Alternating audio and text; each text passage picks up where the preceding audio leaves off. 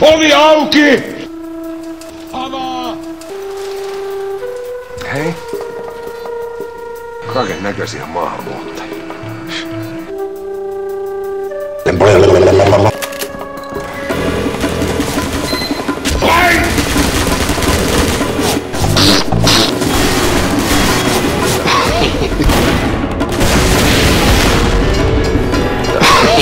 Anteeksi rouva. Laitela. Ismo Laitela.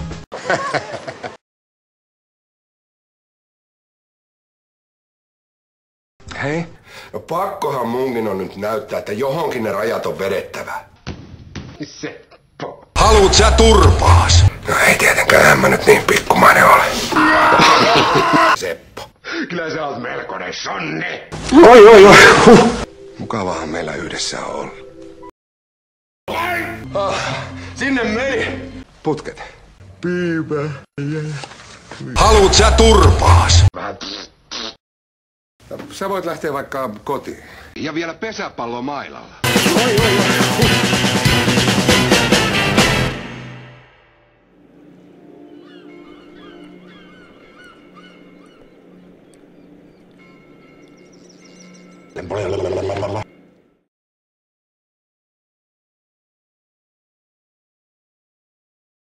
Hiivaa.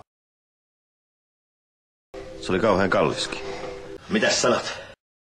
Vain taivas on rajana. Tylsää meillä ei ollut koskaan keskenämme. Kyllä tänne mahtuu. Sokeria 6 kiloa. Paketti hiivaa. Mitäs sanot? Totta puhuen kyllä mä ajattelin kokeilla, että voisiko täällä vielä keittää.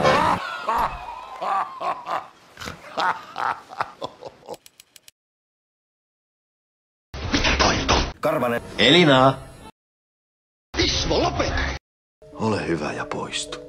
Hän antaa mulla olla rauhassa, mutta sinä mäkätät ja määräilet ihan kohta yhtä pahasti kuin äitis. Mutta yhden palveluksen mä sulta pyytäisin. Mutta älä sä kuitenkaan rupee noihin hommiin. Se oli kauhean kalliskin.